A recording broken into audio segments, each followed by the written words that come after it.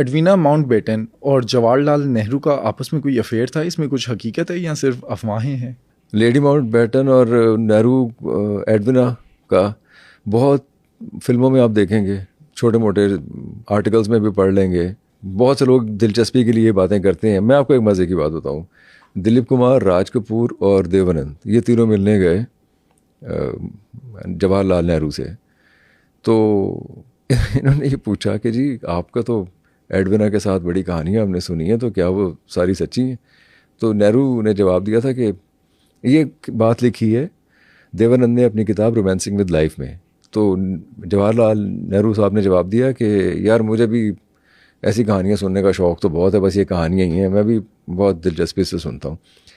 और freedom eight midnight में तो ये लिखा है कि जवाहरलाल नेहरू की बहन ने इन राइटर्स को ये बताया था कि अपने आखिरी उम्र में जवाहरलाल नेहरू खुद कहते थे कि वो इम्पोर्टेंट हो चुके हैं। अच्छा। मतलब वो तो कुछ ऐसे करने के काबिल नहीं है। ये जवाहर उनकी बहन ने बताया, उनकी बहन ने फ्रीडम एट मिडनाइट के जो राइटर्स हैं उनको बताया। फिर खैर उन्होंने, उनके घर में एक मुलाजिम हुआ करता था जो उस वक्त वहाँ था जब एडविना उनसे मिलने के लिए आया करती थी जवाहरलाल साहब से।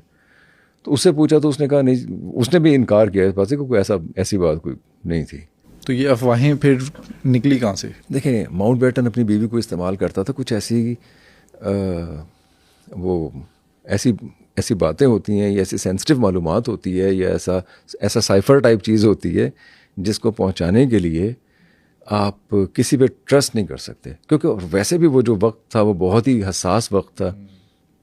कोई भी मैनिपुलेट कर सकता था, कोई भी किसी की बात को कुछ ट्विस्ट कर सकता था। तो इसलिए एडविना जो है वो उसकी स्पोक्स वुमन भी थी समहाउ, या उसकी हो सकता है कोई मालूमात इकट्ठी करने के लिए, कोई मालूमात पहुंचाने के लिए, या ख़ुद बात करने से पहले। देखिए जो मैं समझता हूँ कि माउंटबेटन अगर नेहरू से अगर कोई बात करता तो ख़बर बनती है कि ये बात हुई, या उनके दरमियान जो बात होगी वो हिस्ट्री बनेगी। उस हिस्ट्री के बनने से पहले माउंटबेटन एडविना को यूज़ करके उनका माइंड रीड कर लिया करता था या पूछ लिया करता था कि वो क्या सोच रहे हैं, क्योंकि मुसलसल फ़ैसले सामने आ रहे थे, फ़ैसले करने पड़ रहे थे, बहुत से मामलात में मनाया जा रहा था।